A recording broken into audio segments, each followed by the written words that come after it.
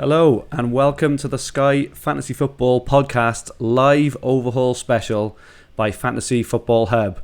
After being on lockdown, Liverpool aside, for the past few weeks, the second overhaul is finally here, a time to refresh our teams and prepare for the run-in.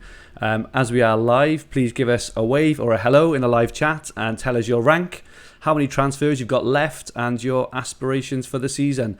Please also feel free at any time to jump in with any thoughts or comments throughout the podcast. So tonight we will dedicate a podcast to looking specifically at picking our combined best overhaul team. We will also pick a differential 11 to root out those all-important, likely low-owned players. And we will answer community questions both from Twitter and live from the top chat, so please feel free to ask away at any time. For those who don't know me, my name is Andrew and I am joined as usual by former Sky winner Dan Cox and multi-top finisher and former fourth placed player Paul McAnulty. How was your Sky weekend gone, Paul?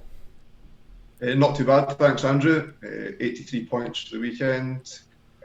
Got 13 transfers left to kind of work in post-overhaul. I'm sitting at 1600th just now, so top 500 place finish is what I'm hoping for. Hopefully play a little bit different over the past overhaul, a few differentials perhaps. Yeah, I'll be interested to see how you're looking to line up, Paul. Obviously with 1613 transfers, you probably need to go for it a little bit. Maybe not as much as me, but you certainly will. And Dan, how was your weekend? Yeah, it was pretty good, mate, to be honest. I'm 250th now. So, it wasn't a bad weekend. Dodged some bullets today and, I'm pretty happy going into the overhaul. And what's your rank at the moment, Dan? 250th. 250th. And how many transfers left?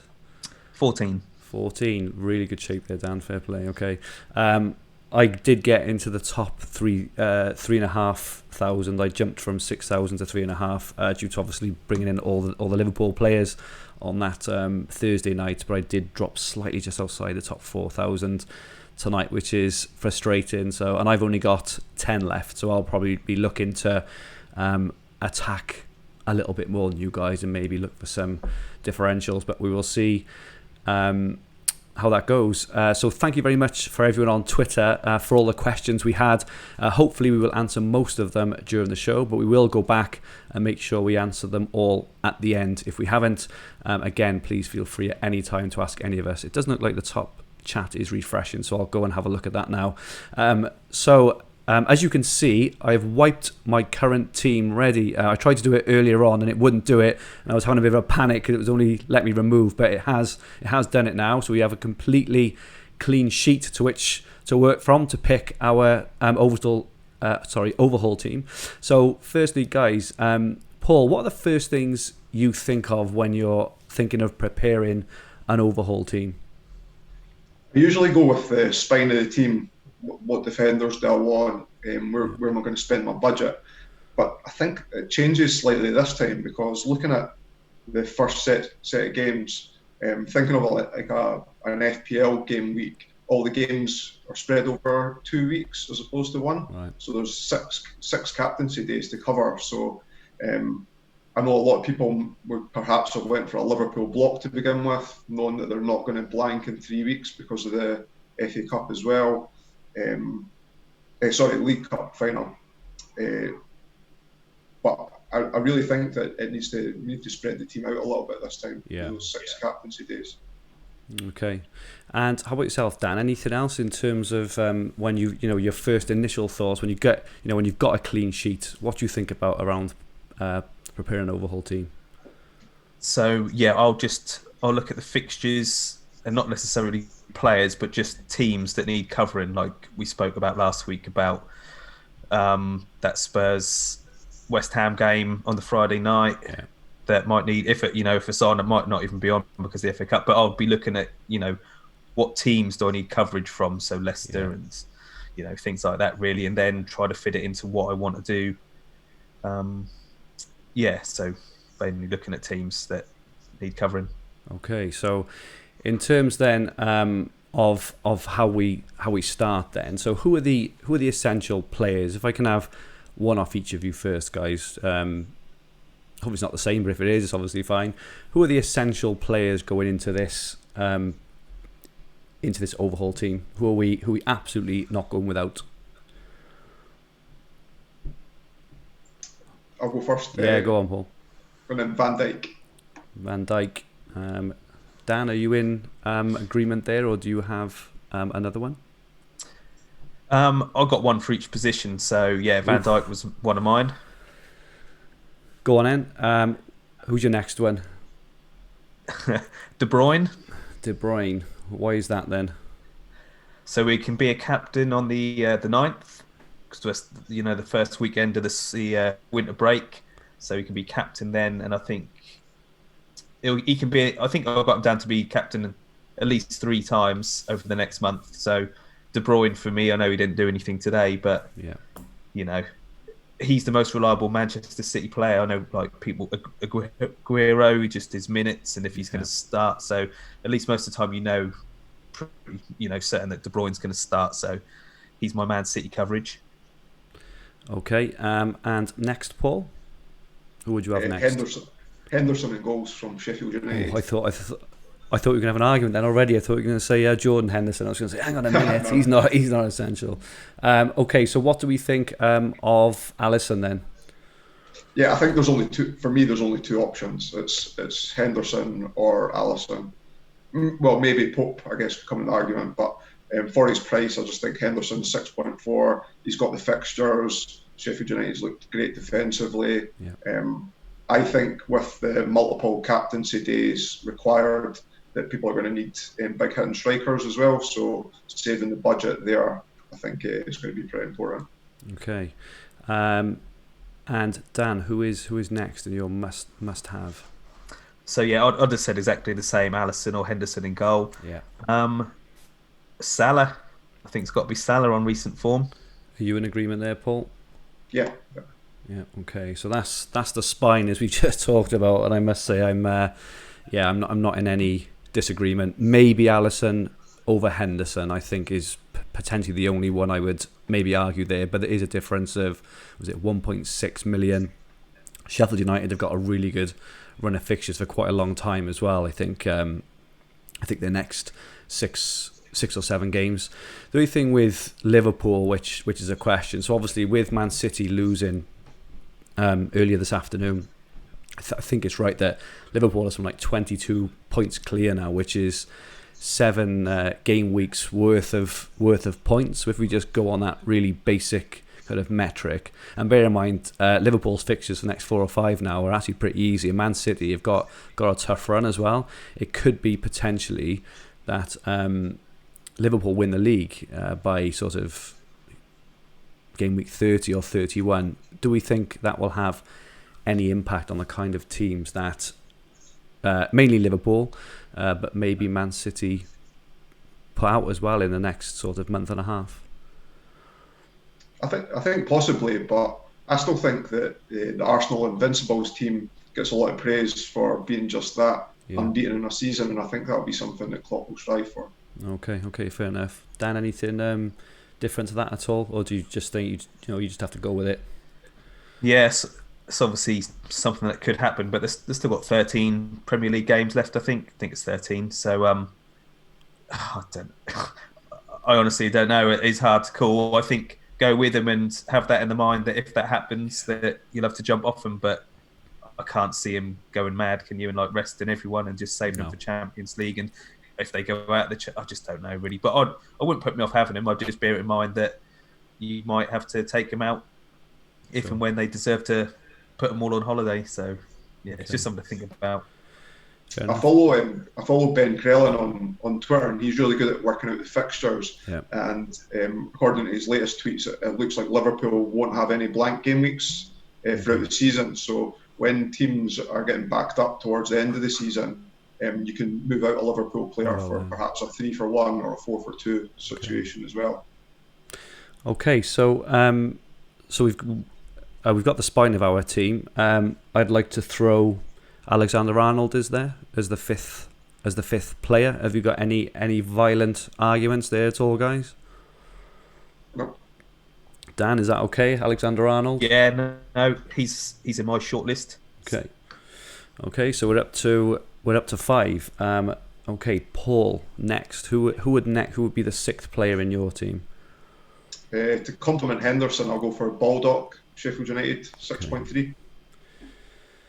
So I can find him. Baldock, there he is. 118 points for the season. He's been quite outstanding, hasn't he? I think he's got a few goals and assists as well. And they, as I mentioned, their fixtures are really, really good as well. So yeah, this is looking like quite a strong team. Probably very similar to a lot of guys who are listening at the moment as well.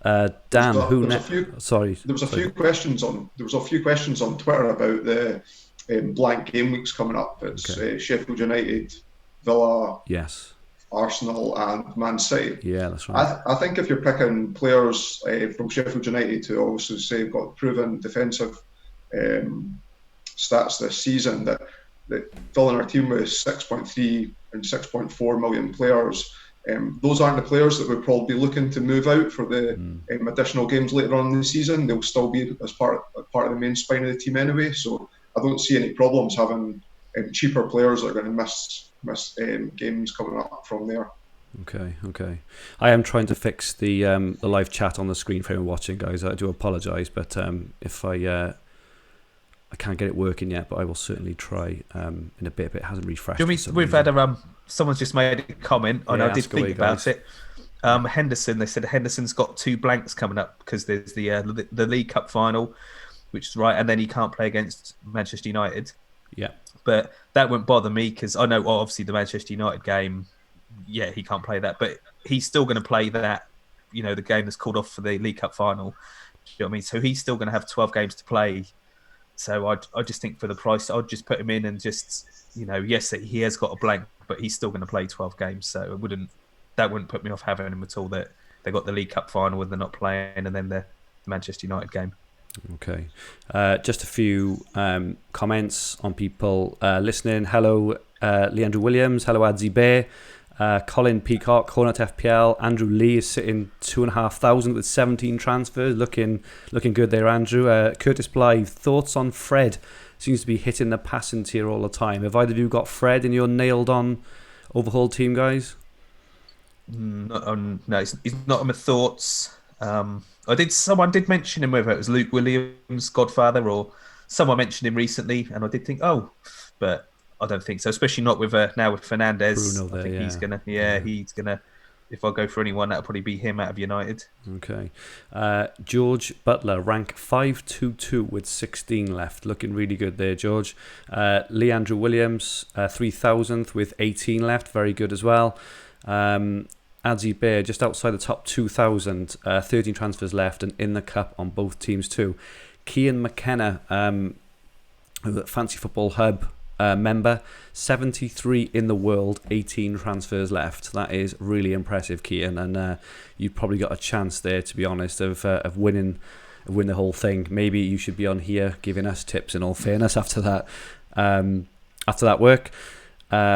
Hornets FPL, is Tanganga the best enabler, guys? 4.8 million. What do we think about that? I thought he was really good again earlier against Man City. He seems to play in the bigger games and not the other ones. Do we think that he's a goer going forward?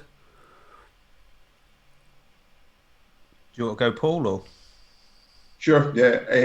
I think it depends on how you're setting up your team. If you're I'm thinking of going without 1 or 2 big hitters and therefore spreading the cost a little bit more. But I can see if you're trying to go heavy up top, then having either Tanganga or Gilbert in defence probably the way to go. Okay. And we'll come to Hornets' question a bit later. Is anyone getting a player for Saturday? We'll have a look at that now. Brizzle is in the top 50 in the Liverpool League. 11 transfers left, so well done, Brizzle. So some really good ranks there, guys. Fair play. Okay, so moving on now then. So we've got 6 of our agreed combined Overhaul 11. Paul, I think it's your turn now, isn't it? So who after Baldock? Who's the next essential player we should look to have? I picked Baldock, so Dan can... Oh, sorry, Paul. Dan, I do apologise. I don't know how everyone will feel about it, but I think Vardy, because of the Norwich-Leicester game on the 28th, people might not agree with that. You might want to go for a defender, but you're definitely going to need a Leicester player if you want to cover every captain. So I don't know. And he's a good on the 14th when there's only it's only Wolves Leicester, isn't it? On their 14th. Yeah. Yes, it is. Yeah. So he could be a captain then. I know they're away to Wolves and Leicester. He ain't been really in good form, but he's got to start scoring again soon. So why not now? Like Wolves, Norwich, captaining both of them. Even they play Villa after that on the 9th, looking into March. He could be a good captain then. So I think Vardy might not be the most popular pick. Feel free to veto it, but let he's us in my know. thoughts. Let us know on the chat, guys, what you think of Vardy is in the essential overhaul team. I must say he was in my team, purely because of the points you've made. I was kind of battling up between Vardy and Jimenez, but Vardy's just made it for those captain games. Paul, have you got a massive veto on there, or are you okay to let that run for a little while? No, I think I'll go Vardy as well. There is an alternative in Harvey Barnes. Yeah, 7.2, isn't he? 7.2, yeah. Yeah, so, he looks... that's, again, if you're playing a differential game, maybe Barnes might be the way to go, but Vardy is definitely the safer option. What do we think on Soyuncu? Do we think he's gone as an option now, or do we still think at 6.2 he offers some good value? You just mentioned just before we went on air, Dan, that Soyuncu's only got 2 passing tier in the last 7 games. So I don't know if that's a busted flush or not. 6.2 still offers value, I guess. Okay. Okay. Maybe when we come down to the depths of our team and we've only got 6.2 million left for our 11th player, maybe we can have a think about it then. Okay. Paul, who is your 8th player for our overhaul team? So starting to look at the fixtures a little bit more in terms of who we need for a captain. We're still bare on the Chelsea-Man United game, either the Spurs or Arsenal game. So Spurs are away to Villa, Arsenal at home to Newcastle, and on the opening game day as well, Everton at home to Crystal Palace and Brighton at home to Watford. I'm not too sure how this is going to work out budget-wise, but I'd earmarked Richarlison, 10.2. He's went off the boil a little bit recently, and I know that second half of the season he's got a sort of hoodoo against him that doesn't do particularly well. Yeah. However, he is racking up a lot of bonus points, or has been this season. Even when he's not been scoring heavily in terms of goals and assists, he's been picking up tackle and shots bonus quite a lot. 10.2 is quite a bit of money, so I guess we might need to manoeuvre that around afterwards. But I would certainly earmark him in for captaincy at home at Crystal Palace on the first day. Okay, some of the chat just looking at Leicester and Vardy. So Andrew Lee, Harvey Barnes may be a good alternative to Vardy, as you mentioned, Paul. Brizzle says Vardy out.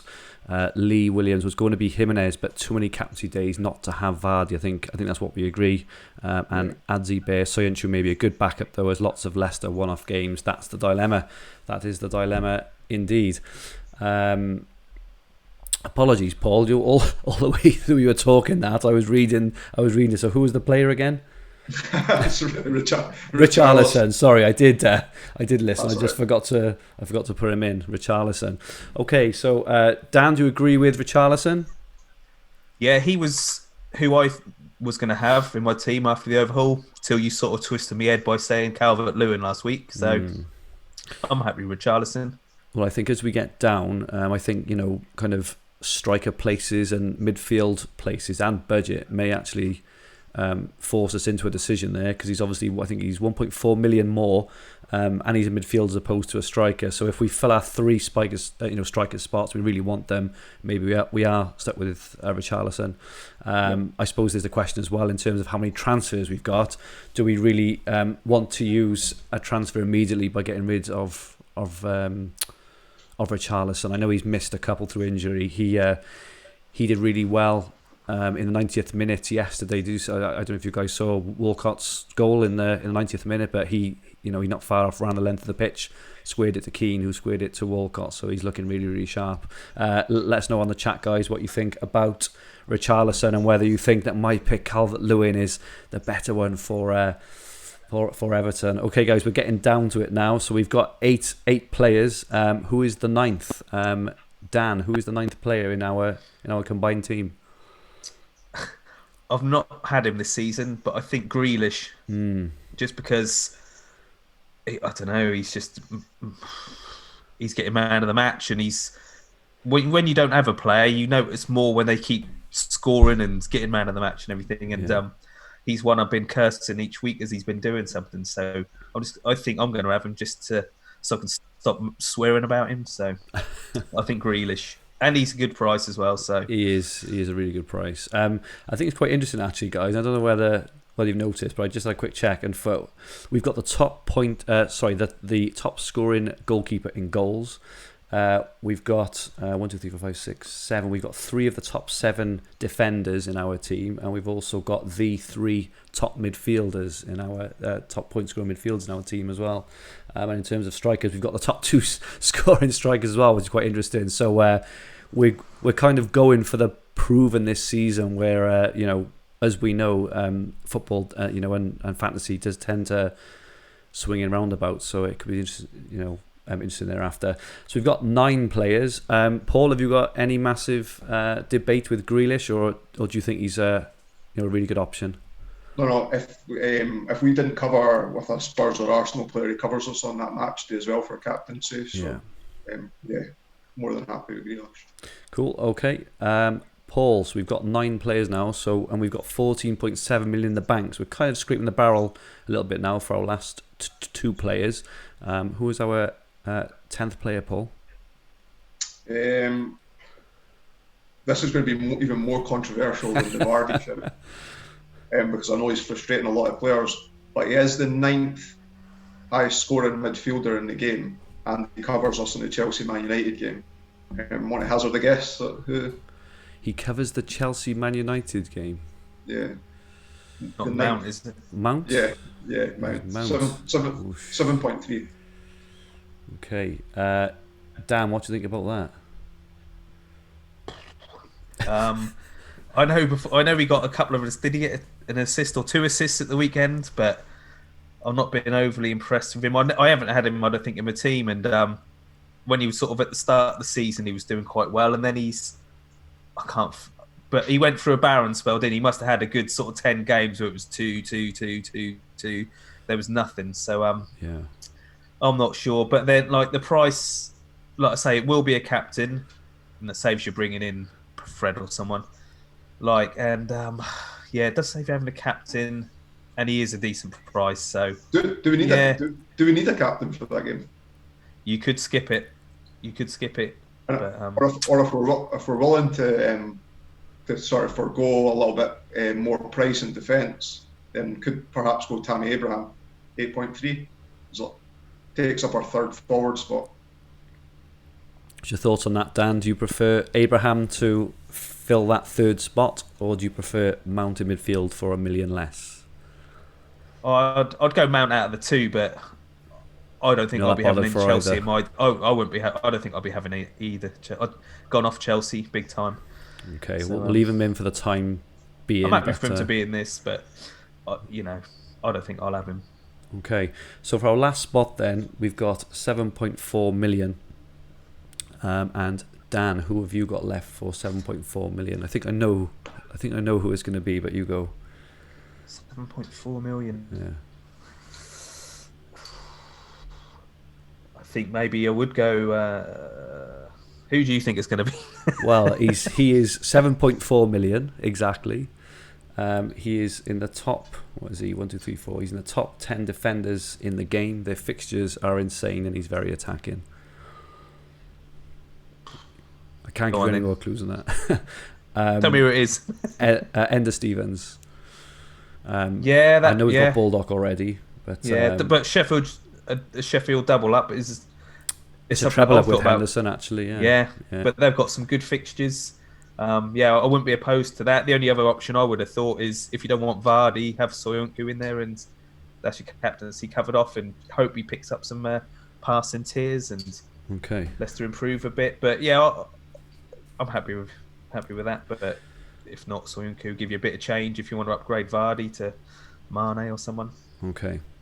So, I don't know how you two guys feel, but looking at that team, it doesn't fill me with a lot of confidence going forward. I would probably challenge having the 3 Sheffield United. I think 3 is maybe a bit much, even though they are all really good value, and really good picks. I'm not that keen on Mount, I got to be honest. I'm also not that keen on Richarlison.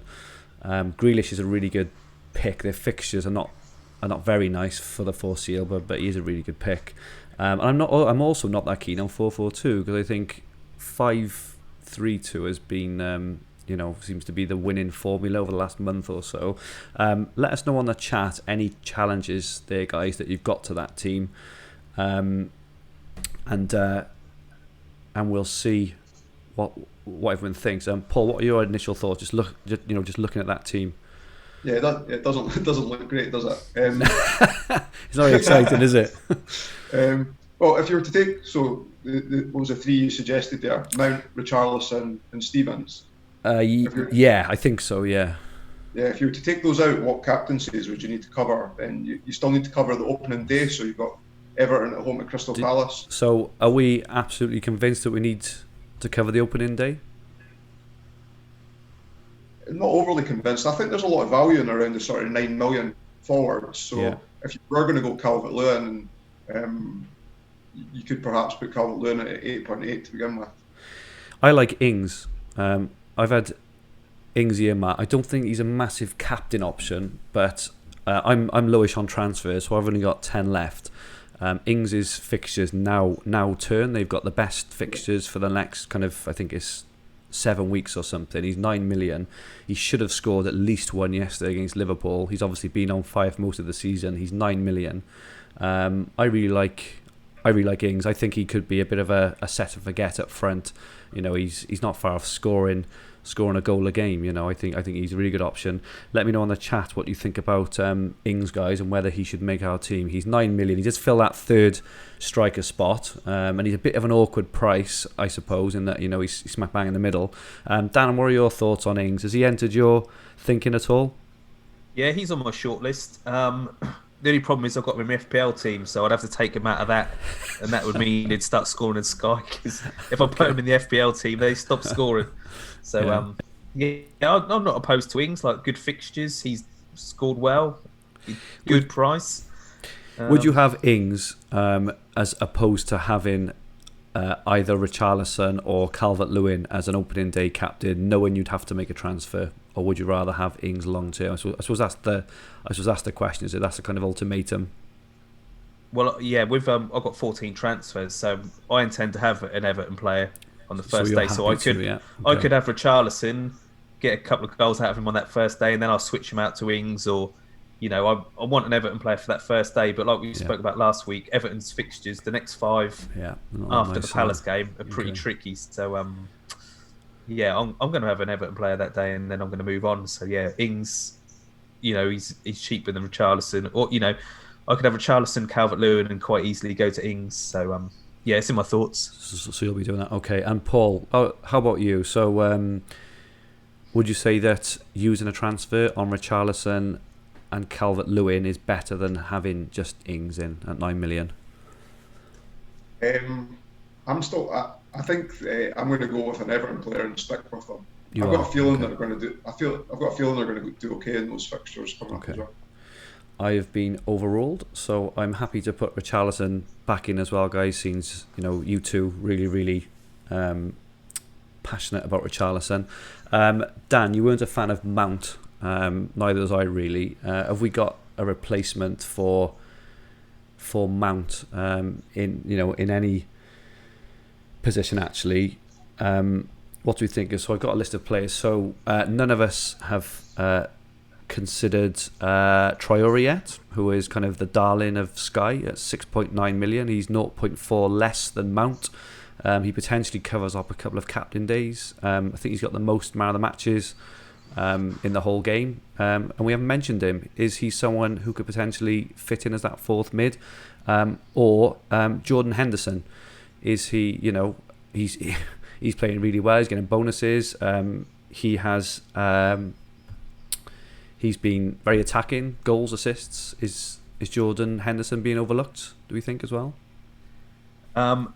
He's been unreal, hasn't he, the last few weeks? He has. Like, a couple of goals, a couple of man of the matches, hitting his tier bonuses as well. Yeah, he could be a shout. Yeah, do you know what? I don't see why not. Traore he's been getting so many man of the matches.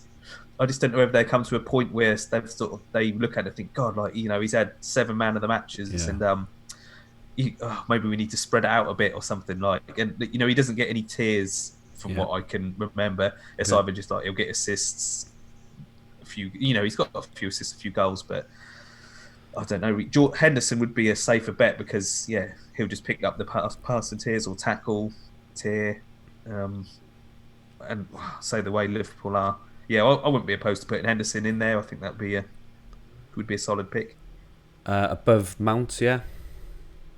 Yeah. Oh, yeah. Definitely. Yeah. Definitely. Either I'd take Traore or Henderson, but Henderson's probably for the. I know he's a little bit. Well, he's another $1.5 million more, isn't he? I think, but either of them I would have over Mount personally. I did think about Bruno Fernandes, but then he is 10.1. 10.1 is expensive, isn't he? Yeah. But then expensive. He hit what shots bonus and passing bonus at the weekend, so I think he's gonna do well, and he would cover that captaincy. I think he unlocked the shoot from achievement as well, didn't he? It seemed to be every time he got the ball, he was looking to shoot. He'll change position, I think, as well when Pogba and McTominay come back. Yeah. He seemed to double pivot with Fred. I think he'll play further forward. Okay. Just some comments in the chat. Andrew Lee, not keen on Mount personally. Chelsea have gone off the boil a bit. Lee Williams, not a fan of more than 3 midfielders. Still don't think there's any value in them. I've got Sarr and Traore. Thanks for that, Lee. Wayne Hutcherson, is there an opening round of fixtures you're willing to miss? So I'm personally willing to miss the first one, the Everton one, although Dan and Paul, who have, they're much better players than I am, are saying not to. So think of that what you will. George Butler and Phil Speck thinks Ings is a really good option to start off with. You can also move off him. There are other players around his price bracket, such as Pereira. George Butler, any takers on Deeney? Any thoughts on Deeney at all, guys? For Watford, I don't think their fixtures are very nice for a while. I think they're bottom but one of the hub fixture ticket for the next month or so. But any thoughts on Deeney? Just quick yes or no? Not for me. Okay. Paul? You know, when you have a player and it stings you once and you never go back. He's one of those, is he? Okay. Message from Keir McKenna. Nice jacket at Dan Cox. Lol. I don't know why. I don't know why he's lolled. I think it's a splendid jacket, but just whoever knows Dan's in his garage. Kean, I ain't having this. I'll tell you what. I ain't at my house. I'm in my garage, yeah? I've had this boarded out. There's no heating in here. It's cold. He's actually asked that. These boys take the piss out of me every week about this coat. It's a good coat, yeah? I'm not having it. He's 17 jacket. Yeah. He's 17 jacket. I'm not having this. I'm off. Brian Harvey was he the guy? Yeah. But he also asked, have you not got the heating on? So as you can I'm in a tell, garage. I ain't got the heating on. He categorically hasn't got the heating on. Andrew Lee, I'd go Harvey Barnes instead of Mount. Covers Leicester 2. Possible skip Chelsea v United. So he's not interested in the Chelsea United game. Hornet FPL, as we just said, Watford tough fixture after Brighton. Agree with that. Phil Speck, Hendo has been a dream for his price recently. Agree with that, Phil. So he's currently in our team at the moment. And George Butler ship on after first day. So I'm assuming they're talking about Everton players there. Okay, so we've got 6.3 million in the bank for our final player, guys. If we stick with this team, we are running on for time a little bit. So what do we think? 6.3 million left. Mason Greenwood is 6.2. I don't know if he thinks anyone plans, but a big shake of the head from Paul, so that's a no. What about Reece James? He's 6.2 as well. Or do we look to those 4.6 or 4.8 defenders, people like Tanganga, Dan Burn? There was a question in the Twitter chat about Burn. I think it was off Heskabo. Should we look to put in injured players or players at risk of injury, players like Burn or maybe Sarr? My answer to that would definitely be no, particularly in Burn's case, because I think he's out for a while. How about you guys? What about Burn or Sarr? You know, just knowing that they're injured and they're coming back. Any thoughts on those? I think you already mentioned about Watford's fixtures. Otherwise, Sarr might have been a nice punt. I just think, I would, with regards to Burn, I'd rather have Tanganga or Gilbert if I was going down that route, I think.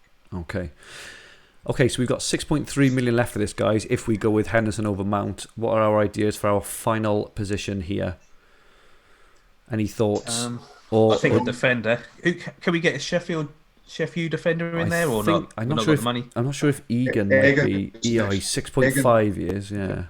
Soyuncu 6.2 probably. Or the James shout isn't bad. 6.2. You can, like, Lampard obviously likes him and he covers the captaincy as well. But I'd probably go Soyuncu just over the two. Okay, and obviously then if you have Soyuncu, you can potentially move on Vardy. So how does his team look then, guys, for our kind of ultimate overhaul team that we're all happy with? Are we all happy with that team? Do we think that that's the team we'd go forward in? Obviously, Richarlison would be a one-game punt. You could then move him on potentially for someone like Ings, who's playing. I'm not sure if he's playing the next day or the next week, or someone else. The back five is very, very solid. Back five, obviously. Are we happy with that team? Yeah, I'm happy with that. Okay, so take photos of that, guys. That is our ultimate team at the moment. That's the one which combined we potentially could be rolling into the overhaul with. Okay, so I'm going to clear this team now, being careful not to confirm anything or anything like that. So we move on to differential. So low owned players. So obviously, we won't be rolling with this team, but for anyone who is considering low owned players, who are we looking at? I've got a bit of a list, but firstly, have either of you guys got any really low or potential low owned players that we should be looking at? Paul, have you got any first? I think I'm going to go Aubameyang in my overhaul team. I'm going to go KDB. Over KDB? Yeah. So the reason being, like, I think KDB is a safer player. If I was nestled nicely in the top 500 just now with my transfer count, then I would play it more safe and go KDB. But wanting to make up a little bit of ground, Manchester City. So they are going to miss the game in 3 game weeks' time. Yeah. You can't see any of their lineups until the 21st of March. The Pep rotation goes on. I take on board what Dan said earlier on about KDB probably being the safest pick. I think he trusts David Silva, and I think he's going to come back and perhaps play in the 10 as well. I think I'm going to go Aubameyang, knowing that he's got a high ceiling. There's captaincy day opportunities as well, and he offers a nice price point that I can come off and then go into someone else. Yeah, that's fair. Perhaps move on to required game days. Okay. I think that I don't think he's going to be in many overhaul teams as well, and that's another reason why I'm going to go for him. Okay. Just an important note in the chat off Andrew Lee. So a Spurs or Arsenal player would be needed to cover the 16th of February. So maybe we would need to think about that. Maybe that's the one I think that Grealish for. Grealish. Yeah, Villa Newcastle. That's our one. Okay, that answers your question there. Question off Lee Williams. Thoughts on Son? Seems to score plenty of goals if they play him as a centre forward. Any initial thoughts on Son, guys, as a potential? Either in the differential team or the other team. Any love for Son? It's not one of. There's so many strikers, isn't there? Like, he's not one that's entered my thoughts. No. Well, it could be talked around, but I don't think so.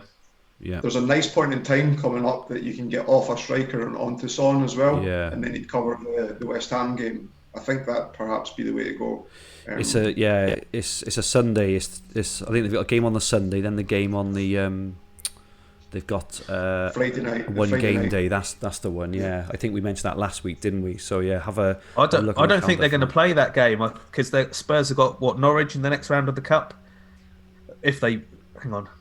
Is it this the replays this week, isn't it? They got Southampton this They've week got in the Southampton replay. this week. Yeah, that's right. So if they beat them, then they got Norwich, and I think they'll beat Norwich. So I think Okay. Spurs will be into the cup. So I don't think you guys worry about that West Ham game. But it's something to think about in case. But I'm pretty sure they're going to make the FA Cup. Good for the planning there, Dan. Thank you very much for that. Question off George Butler. Laporte thoughts. I personally think he's a bit of a risk to start off at the moment. Also, Man City, just, I know he's a really good defender, and I know that he tends to hold that defence together. But one, their fixtures are not that nice. He's not probably really a captain option for the next month or so because of the fixtures, and also his knee. It doesn't look right. So, are either of you fighting Laporte's corner at all? I like him a lot. But so he played the last game, didn't he? But then nowhere to be seen today. So yeah, that's it, isn't it? And I just don't know. I don't think he played in midweek either. I don't think he played midweek. So that's a couple he's missed. He's only 0.1 more than Robertson as well. I'd have Robertson. Yeah, you got to have Robertson, haven't you? Okay. Just some other thoughts for me then. So differentials. I quite like Doherty at 8.5. I don't think he's exploded yet. Wolves go on a run soon, a really nice run of games. He is quite expensive. He's roughly the same price as players like Pereira and maybe someone like Gomez and stuff. But I do think potentially Doherty he's so attacking all the time. Let us know on the chat what you think of Doherty. Fleck, I know I bigged him up last week, Fleck, but he's 7 million. I think he's really, really cheap. I think Redmond at 8.2 potentially could be an alternative to maybe Ings for Southampton. I do remember as well because I got him in last year in my TFF, and Redmond did finish the season last year very, very strongly indeed. I'm sure he scored a few goals in the last month or two of the season. For those West Ham games, Snodgrass just seems to be on fire at the moment. He's 7.7 million. Any of those guys tickle your fancy at all in terms of putting them in this team, or not yet?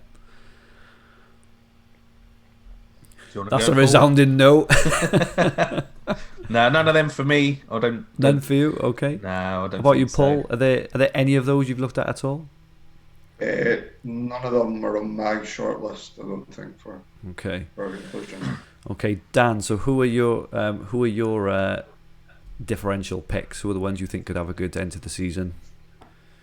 I always like the new players. So Bruno Fernandes. I was hoping Bowen was going to be priced up quite nice for West Ham, but he's 7.9. I was hoping to be cheaper than that, like a lot cheaper. So I don't think 7.9 is too much. The Spurs guy, Bergwijn, is how you pronounce it? But he's a goal earlier, wasn't it? 9.2 million. Again, that's quite a lot of money for someone who's just come in. Igalo, 8.7 million for United.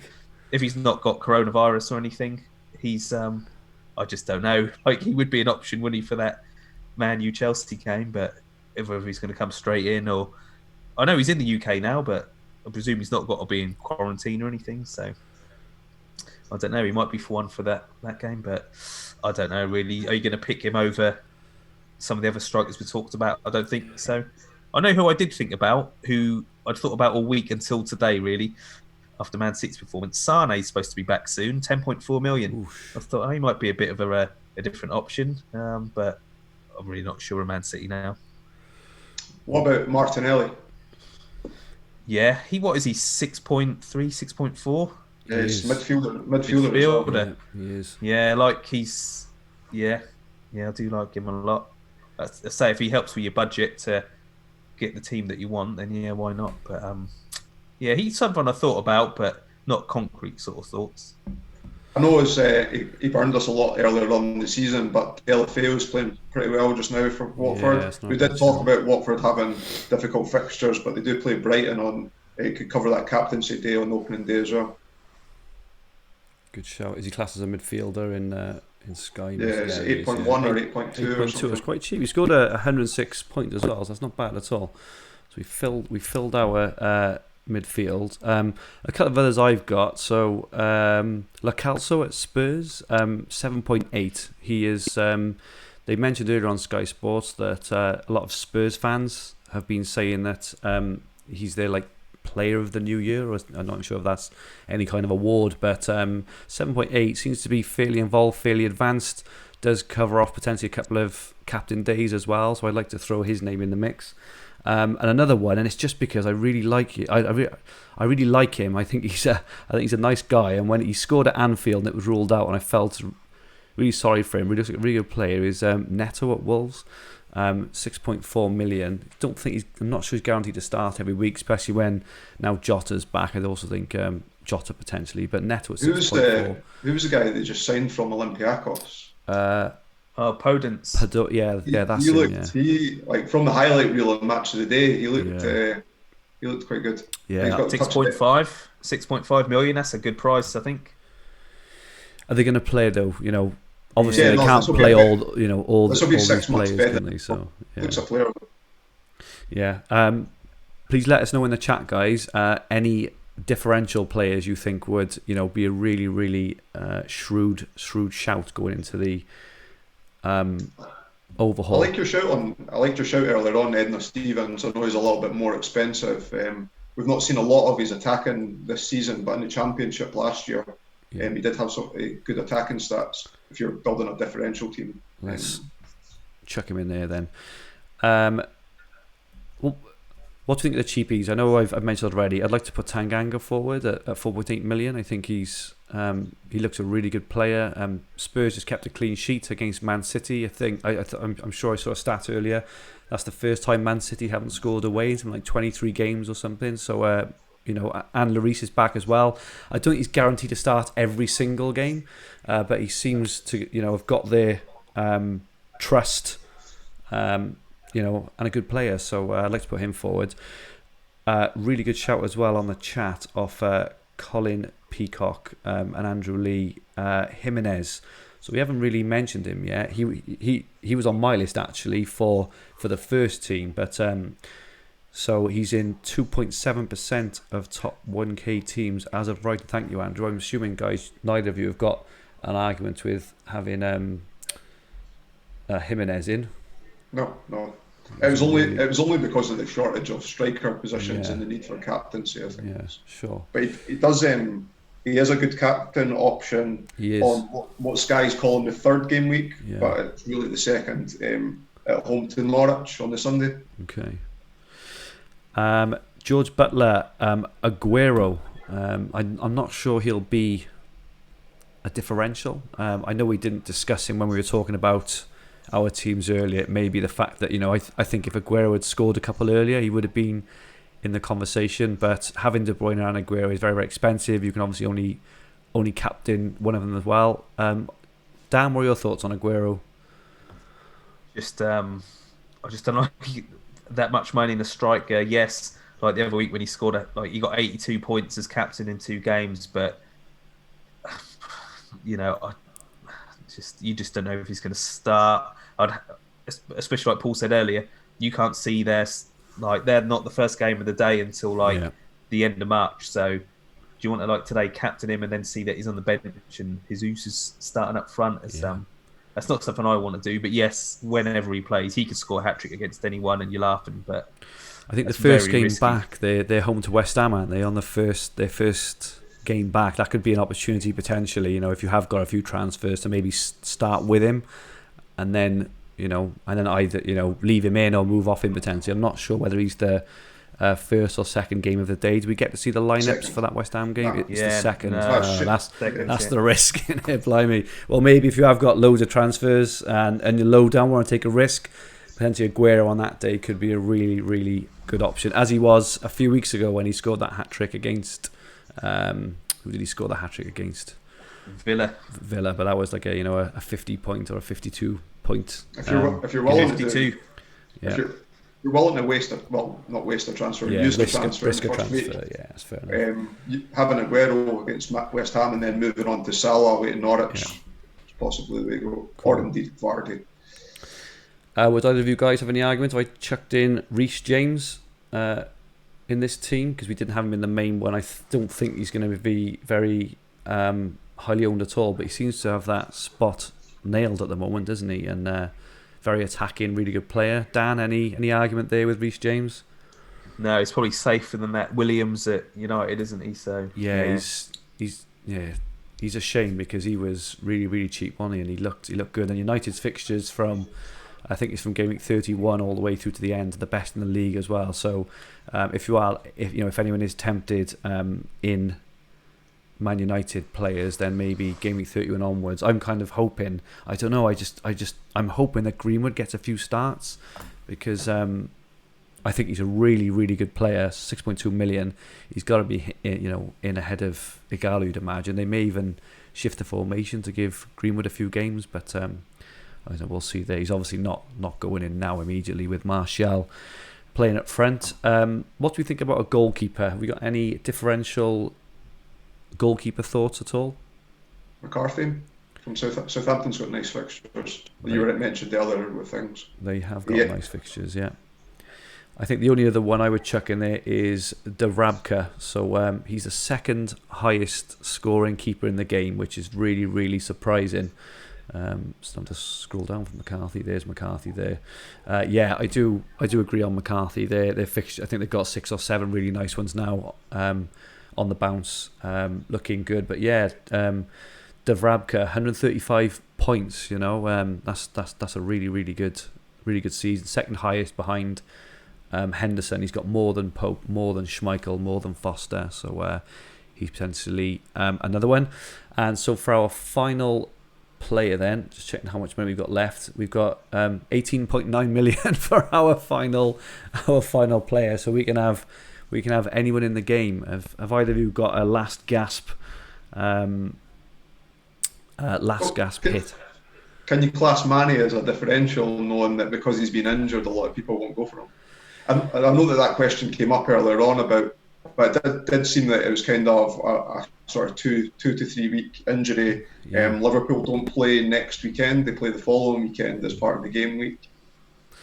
Potentially a really good shout there, Paul. Thanks for that. A couple of points from the chat. Lee Williams, Mendy from City should start. Zinchenko sent off tonight.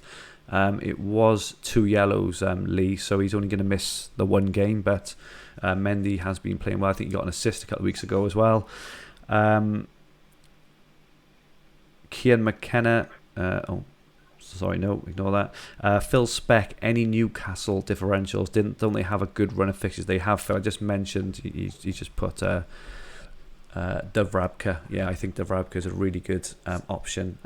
Fernandez, I agree with that. Yeah. Fernandez, the centre half, is very attacking as well, and I do like Lascelles. To answer Colin Peacock's question, Lloris is fit again. He played today and kept a clean sheet.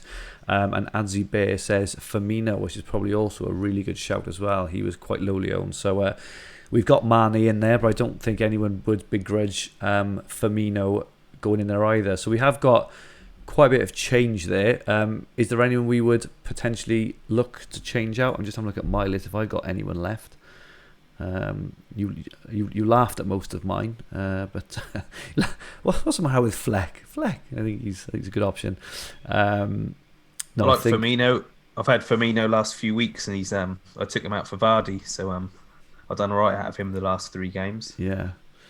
I think I've exhausted my list of differentials. Anyone else, guys? Any last gasp ones? No one I can think of. A couple of years, was it last season or the season before? Rudiger was brilliant for the passing bonus, but that was when Chelsea were keeping clean sheets. Yeah, you can't defend. They aren't now, so you couldn't spend 8.9 knowing that you can get Gomez from Liverpool for. Yeah, that's right. Really good header yesterday for his second. I don't know if anyone's seen it, but what a fantastic header that was. Rose high. Really, really good player. Okay, so I think we're done then for our differential team. So I'll certainly be looking at these. Obviously, I'm chasing a little bit, but the players I'm, out of this 11, the players I'd probably actually be interested in looking at over the next few weeks. Stevens, James, and Tanganga are 3 who I've already had a look at. I didn't actually realise, to my detriment that Martinelli was classed as a midfielder, so 6.3. I'm yet to be convinced he'll start every game, or even most now that Aubameyang's back. But he looks a really good option. Bergwijn, I don't know if everyone has seen the goal he scored earlier, but that was a really sharp finish, chest down, no backlift at all. Really good finish. Seemed to give Spurs a bit of impetus, a bit of oomph. And Bruno Fernandes 10.1. He's also one I've been looking at, especially for that kind of latter part of the season I mentioned earlier, where United's fixtures are really, really nice. I'm personally not that keen on Aubameyang. I think he's quite expensive for what he brings. I had him for that run earlier on this season. I don't know if you guys remember, but he covered the captaincy off for like 3 months. I think he only returned in one or two of those, or returned more than 7 points anyway. I had him for that as well, and I didn't want him in my team, but it was one where you had to leave him in, didn't you? I had to have an Arsenal player for the captaincy, and you just think, no, I don't know, like today, if I'd had more transfers, I'd have probably brought him in today, Burnley away. Like, he scored twice. He scored a brace there last season, and that's one of them ones we just today, and it's, he never looked like scoring. Well, no, I saw him put that one wide that would have been offside anyway, but nah, it's just not his day, was it? So I don't know. Yeah, I would. If I was like nestled nicely in the top 500, I probably wouldn't go for him. But the fact that I don't have a massive transfer account, I have enough perhaps to do a little bit of damage. Then having someone that I know has got such a high ceiling and does the differential on a nice captaincy day, I think I'm willing to take a risk on that. I think. Fair enough. Jimenez, I'm definitely looking at as well. He seems to return, nearly every time he played. I know he didn't return yesterday against United, but he was really close. Probably for me the most, I wouldn't say underrated striker, because I do think he's highly rated, but probably the best striker outside the top 4, the top 6. I think he could play for any team in Europe almost. I think he's an absolutely wonderful player, and Mane's going to be hard to get from the get-go, because you'd imagine most people would be on Salah with the form he's in, and the fact he's on pens with Milner off as well. Are either of those guys going to make your first team at all, chaps, or come in early doors maybe? Paul first. I like Mane, like Jimenez. I think I'll be starting with the 3: Vardy, Aubameyang, and Salah. Will probably be my strike force for the arguments that I made earlier, but I can understand why others wouldn't. Sure. How about you, Dan? Any of those 11, will they make your initial overhaul team, or come in soon after, do you think? The differential team? Yeah. No, because of where I am in the 250th, and I've got a good transfer account, I'm just going to pick the obvious. I don't really need to take risks, so I can just keep you two at arm length by just picking the obvious, going for the obvious captain, and hoping that I can use my transfers to gain extra games and get into the top 100 sort of thing. So there'll be nothing exciting or out of the blue for me. It'll just be playing the sort of percentages and going with the obvious and just seeing how far that can take me. Okay, so we're going to move on to questions now, guys. So please feel free, anyone in the chat, to ask any questions at all. I'm just going to work my way down the Twitter questions we've had the last few days. So Luke Wilson, I think we've probably answered this, but who are the 5 essential players if low on transfers, assuming you want the captain every game week? So that that kind of spine, that first 5 or 6 players would probably answer that question. Luke, and I didn't ignore you last week. You said I ignored you, but I did definitely mention your name last week. Ollie Poole, second. So questions about Leicester and skipping days. So I think we've talked about Leicester. We think that Vardy's probably the safer option. Soyuncu and potentially Harvey Barnes if you're looking for something a bit different or you can't afford Vardy. Henry Ladd, am I mental in thinking Fred is a good pick for the United coverage game days? Great pod, by the way, lads. So, yes, you're mental. Yeah. Henry Ladd, you are officially mental, according to Dan Cox. Question from Mark Bennett. Any plans for any players for captain ops for the first Saturday? I think we've talked about that as well. So, Dan and Paul, they've probably got a few more fixtures than me, so they're probably looking at Richarlison by the sound of it. If I did have one, I'd probably go for Calvert-Lewin. I think he's maybe a bit better value. He's been scoring a few goals. no one else though really, and I do think that potentially is a skip as well, but I do think that's down to your transfer count. Like I've got 10, right, so I'm struggling a bit. I'm struggling to waste a transfer on an Everton player, whereby if you've got more, such as the guys have, then you can do that. Sam, who is your captain for the first half of the overhaul? We've talked about that. He said he did have Sarr, but not sure he'll be back by then.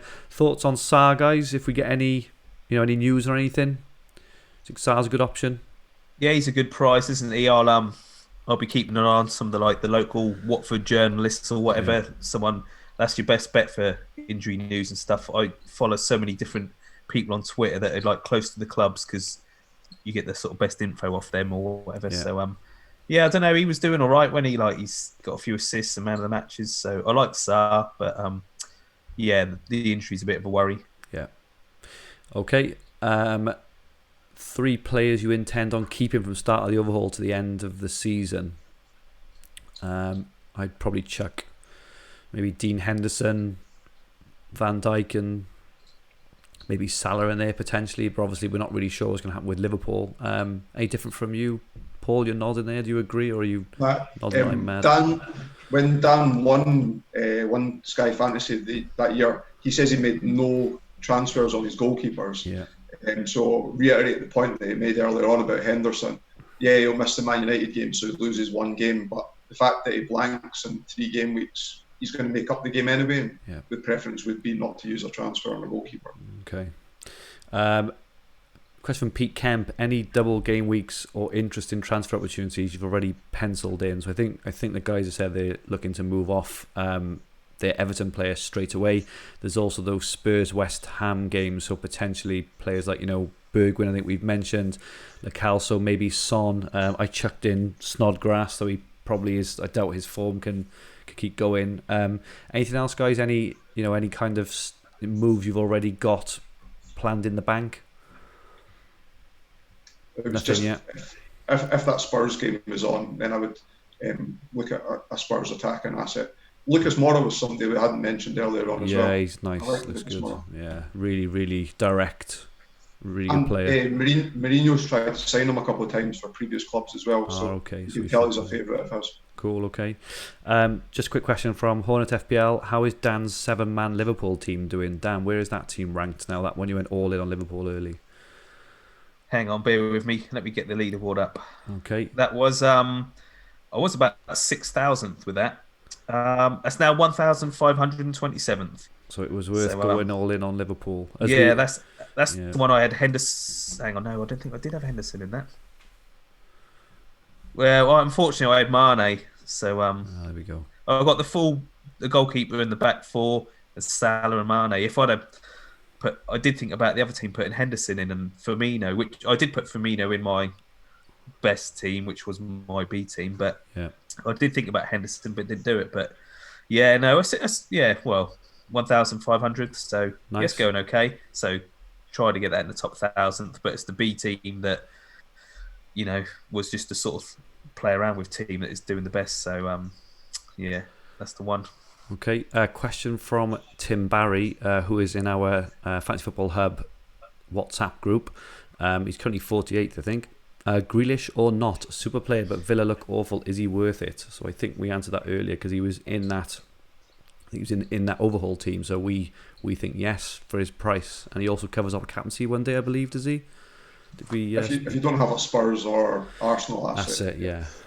Yeah. Okay. So I think the answer there for us, Tim, is yes. Villa are awful, but he looked good. I think he was unlucky not to score against Bournemouth and get any points yesterday as well. He looks really, really good. Lee Williams, any new January signings interest you? So I think we covered this earlier with the differential team. So Dan went through players like Bergwijn, Bruno Fernandes as well. Anyone else saw, guys? As I mentioned, I'm interested in Lacalso. I know that he's not a brand new signing, though he did sign for them in January. Anyone else at all? Paul, got any more for those? I know a lot of people that I speak to about Fantasy Football Index are big Sander Berg fans, signed for Sheffield United. Okay. I think Man United he was linked with Man United anyway, but he's more of a defensive midfielder. I know he picked up tier 1 tackles on his debut. He's 6.6 as a midfielder. I know people are trying to scrimp and save in the midfield area this year to try sure. and bolster defence and forward line. So I couldn't find a lot of tackling stats from him from Belgium. Who scored doesn't cover Belgian league in great detail, so unfortunately there's a bit of gap there. He might be one to watch for 6.6 and a consideration if you were perhaps going to move on to Sarr or going to the placeholder there. Thank you, Paul. Questions from Heskybo. How will you approach Leicester? So I think we've answered that. I think we're probably all on Vardy at the start, which I'm quite surprised with actually. I thought he'd be a bit of a differential, but it sounds like we're all keeping faith in Vardy. Yeah, if that Norwich game wasn't on Friday night, I imagine it wouldn't be the case. Yeah, I agree with that. Yeah. I was fuming with that Villa when Villa beat Leicester in the week. I was raging, mate. Because I'd sort of done my plan. Like a lot of people have, like Leicester will see off Villa. I'll try not to swear. I was so annoyed because it's like I thought, well, yeah, don't have to worry about that Leicester Norwich game because that'll be off. And Villa, not happy. So I've had to go back to the drawing board a bit, and that is annoying. If that game hadn't been on, I would have 100% had Jimenez earmarked instead of Vardy. Roughly the same price. I think there's only 0.1 in it. Yeah. Okay, some more questions from Heskybo. We've already answered the one about Sarr and Byrne. I think we would say probably we wouldn't take anyone who we think is injured, especially Byrne, who's going to miss a few games. How many captain days from the split game week can we afford to skip? So I'm probably willing to skip one or two, but I'm lowish on transfers. Not sure how many transfers Heskybo has got left. Dan, I don't know if you know. You seem to follow his every move. He's. I think he's still in the low teens or whatever, isn't he? So where he is, I just don't know. There are, like we said last week, I don't mind missing a day, but I don't think you should miss 2 or 3. You know, most of the time there probably is like today, unless not many people had Son, but you know, I only had KDB today, and I think Aguero or Aubameyang, you're a bit worried, and for them not to score or do anything really is a bit of like dodge the bullet there, but. You know, it'll just be one of them games where you'll think, I'll skip that first day and Richarlison will get 2 and be like a 30-point captain or something like that. And you're like, we should have had him. And probably same with Man Chelsea. Fernandes will probably score and get passing and tackle bonus. And or be the other way around. You'll bring him in and then he'll just get 2 points, 4-point captain. And you think, I could have swerved that. So it is just whether your luck's in or not. But ideally, I always sort of thought you don't want to miss them, but yeah, sometimes they can just be 2-pointers, so you've got to weigh up whether it is actually worth it. Or I'll try to look at the fixtures either side of it, and if there's, do you know what I mean? That's the problem with Chelsea. They play Man U, don't they? And then they play Spurs the weekend after. So specifically bringing in Mount or Abraham or something when they've got those 2 games isn't the best. Spurs have only got 1 clean sheet in the last 13 months away from home. God. Yeah. Don't get offended in there. Okay, so I think Haskell, the answer to that is you can afford to probably miss 1, but any more than that, and Dan's advising that you may get yourself into a bit of trouble there. And his last question: does the Man City, Arsenal, Villa, Sheffield United blank change your plans? I think we've answered that, so I think we're all happy probably with De Bruyne, although Paul's going Aubameyang over De Bruyne. It probably means that we are starting Vardy now, so that probably wasn't a plan. So if Leicester weren't playing that one, we probably wouldn't have gone with Vardy.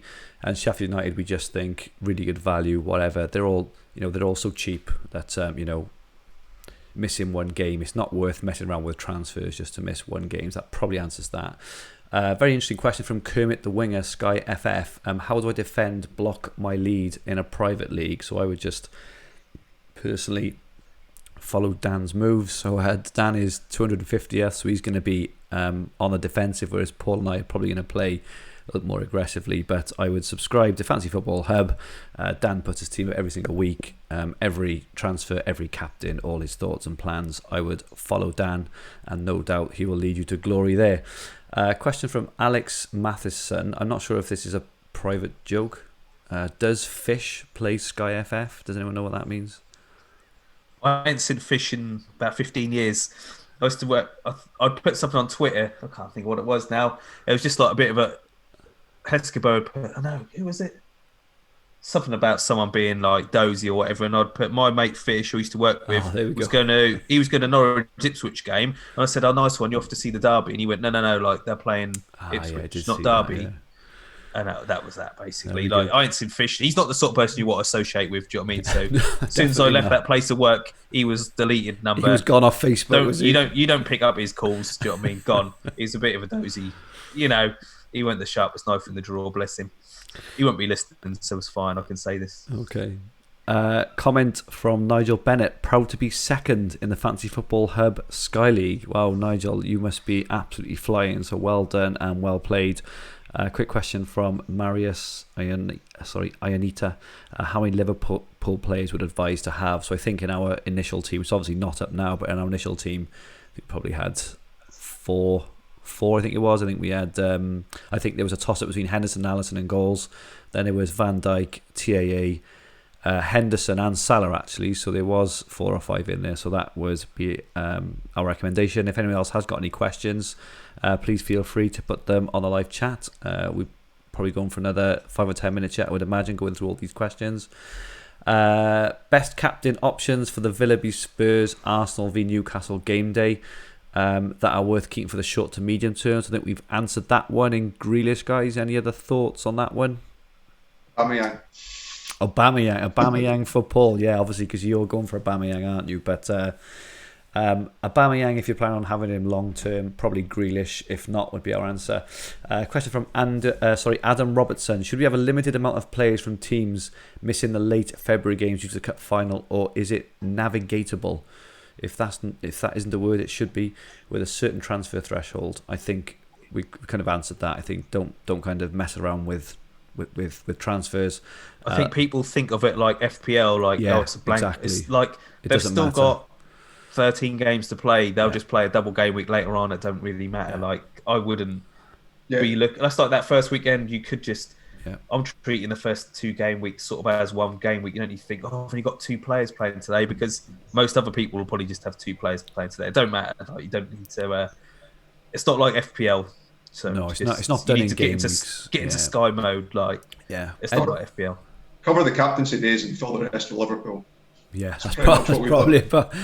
We could have wrapped this podcast up in 10 seconds, couldn't we? But it's a really good show. I would just say for anyone who is playing Sky for the first time, who normally plays FPL, game weeks, double game weeks don't matter a jot in Sky. It's just look at the fixtures, look at the game days, as opposed to game weeks. Game days are what's important in Sky. Day by day. Exactly.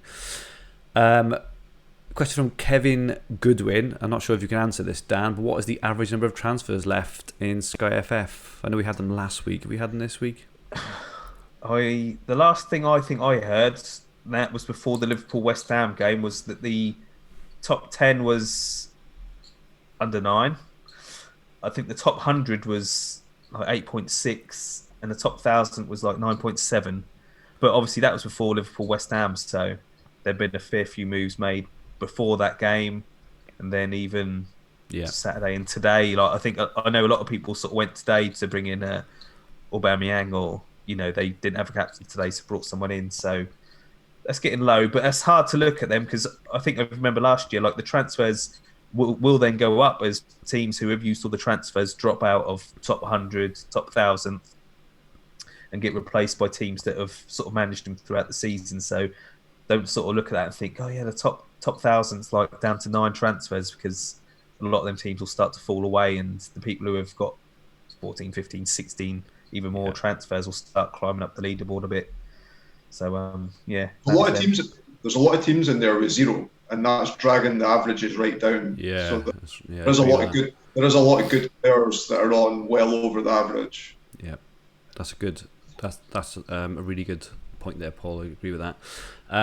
So I think we've answered the question from Matt Wright. How many Liverpool defenders should we be looking at? Probably 2, maybe 3 if you've got Alisson, and Gomez obviously still a really good option, as is Robertson. Question from Davla 1234. Bobby Firmino, keep or sell? I think as a differential, he's probably still a good shout. Either him or Mane to go alongside Salah. I think Salah is our pick, guys. I think, but either him or Mane probably good. Question from FPL Weasel. Hello lads, great podcast, love listening. Jordan Henderson, is he a must-have? So I think we answered that earlier. And thoughts on Fernandes covering a captaincy and hit 2 tiered bonuses yesterday. So I think we've covered Bruno Fernandes as well. Question from Andrew Lee. He's also asked it in the live chat as well. Chasing down leaders in mini-league. Would it be better to go for highly owned defenders with differential midfielders and strikers, or differential defenders with highly owned midfielders and strikers? Hope that makes sense. It makes sense to me, guys. Paul, have you got an answer to that? I think as long as you've got a couple of captain day differentials, that's enough to potentially make up. Like if you make the core of your team 7 or 8 highly owned players that whether it's cheaper defenders like the Sheffield United defenders mixed with the higher owned Liverpool defenders which are more expensive, but then you've got 2 or 3 players like I think Richarlison still might be a differential on opening day. Perhaps the Jimenez shout is a good differential because you know that he's going to get a lot of points over the course of the season. That's what I'm doing with Aubameyang as well, and the only reason that I'm doing it with that. Dan, anything to add there? No, I think that's about right. I'd just be trying to, if you're trying to chase people down, you need to take the risks really. But have a solid core. But if I don't know, like that Norwich Leicester game, you captain Vardy, and I suppose most people might go for that. But you need to find something where I think, like, I'll keep going back to that Aguero, the hat trick against Villa. Yeah. Most of the people I spoke to who brought Aguero in was a bit of a gamble because they were so far behind. They needed something, and that landed. Whereas, I sort of class myself as sensible. I was in a good sort of position, and I'll just be on De Bruyne because he was just sort of safe, solid pick. Yeah. So, there's little moves like that, really. Sometimes they land, and you're laughing. But I think 1 or 2 of them.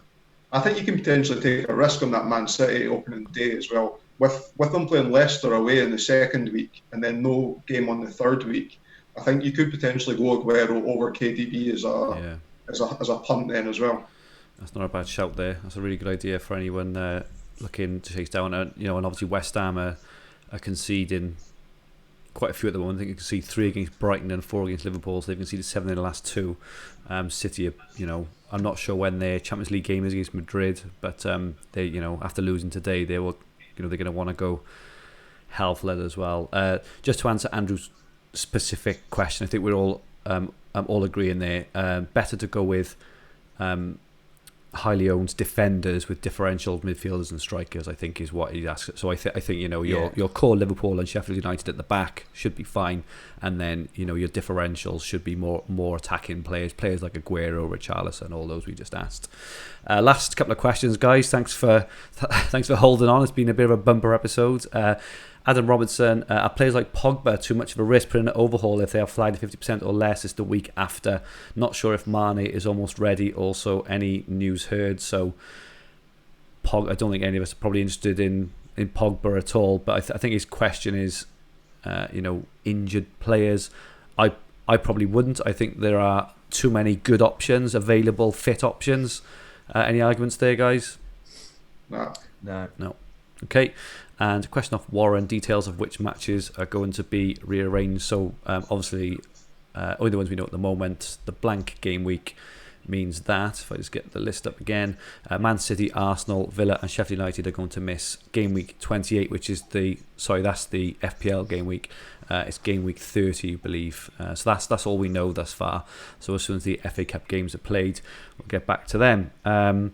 That's all the questions from Twitter. We haven't had any more at the moment in the chat, so it's probably time to wrap up. It's been a bit of a bumper episode.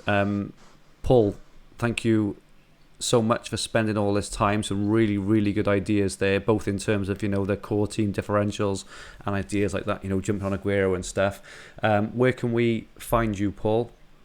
Happy to answer any questions on Twitter. It's Paul McAnulty 1. Thank you, Paul. And obviously the same for you, Dan, former winner, knows his stuff. He's got the nerve. He's got the nerve to actually win it. So listen to his advice. Dan, where can we find you? Yeah, Twitter again, DanCox82, or on the Hub. Twitter's a good place, like having a chat with people. If I can, because last week I asked people to send me some stuff to help my under sixes. So thanks to Leon, Pietro, Gary, and Richard who sent me some good stuff. So I look like a little Klopp on the sidelines there. Cool. So thanks for sending that in. If anyone's got any ideas for any features they want us to do, I'm quite happy to do a little swap shop or something. Start selling swap with some gear around or something, like football goods or something, not drugs. Or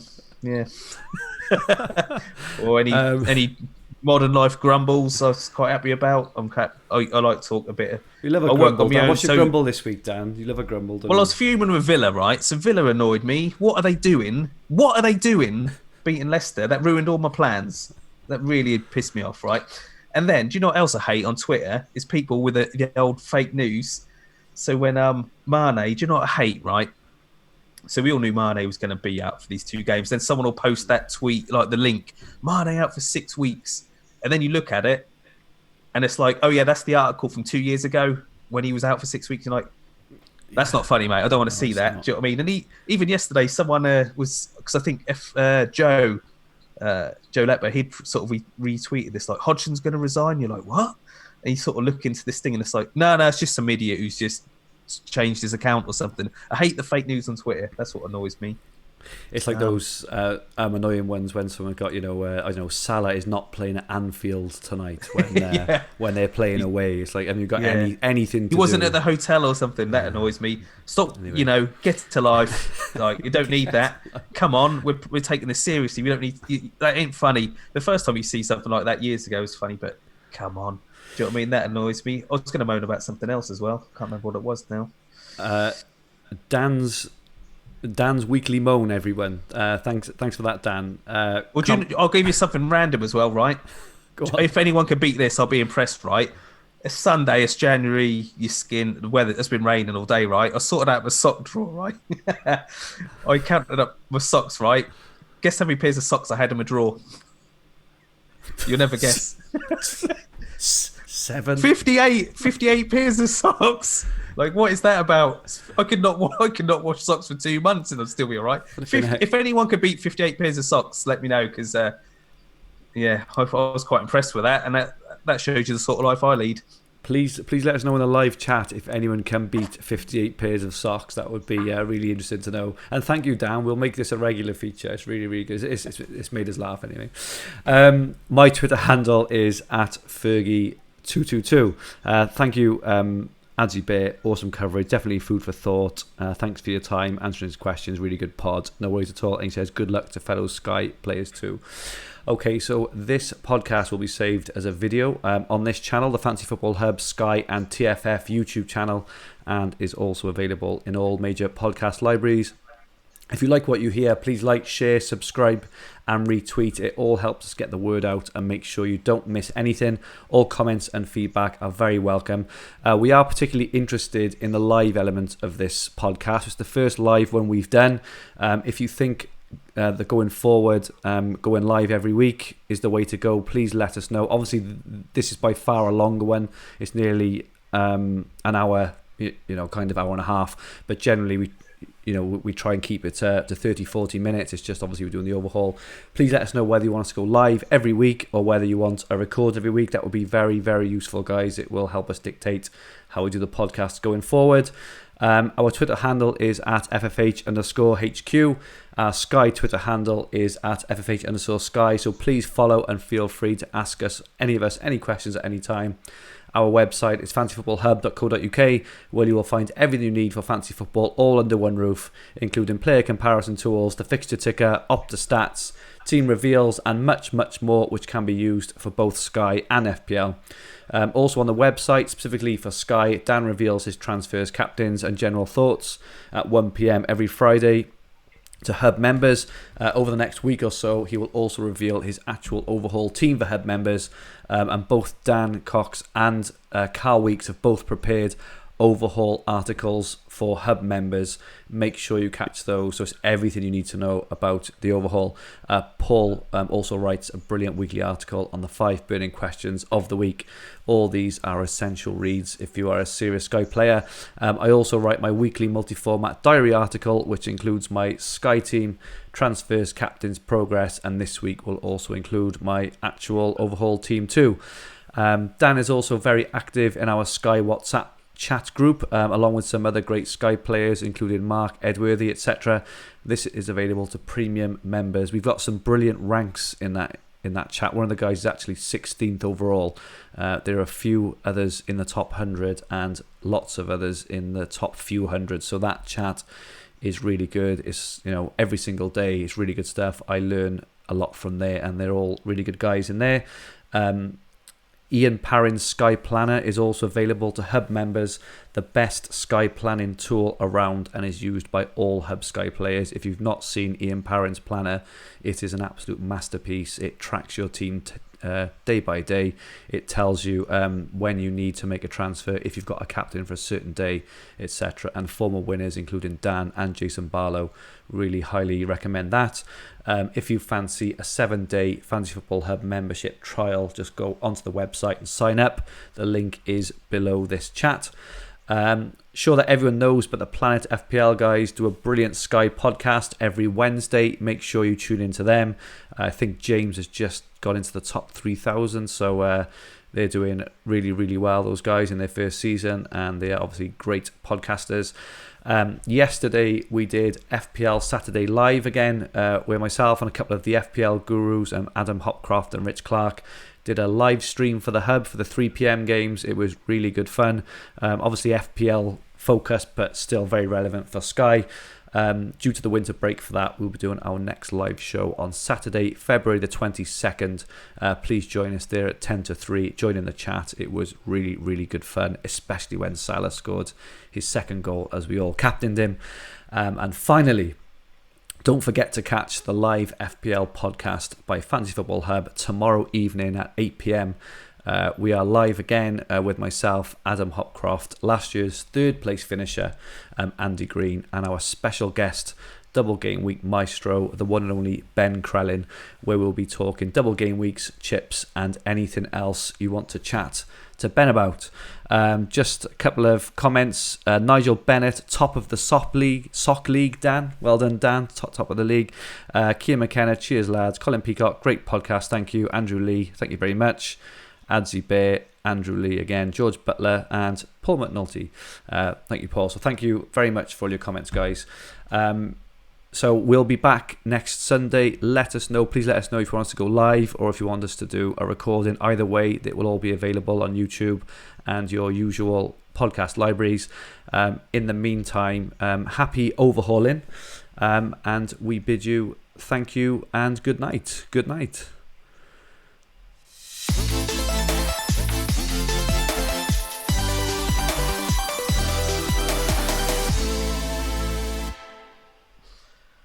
That was all right, mate, wasn't it?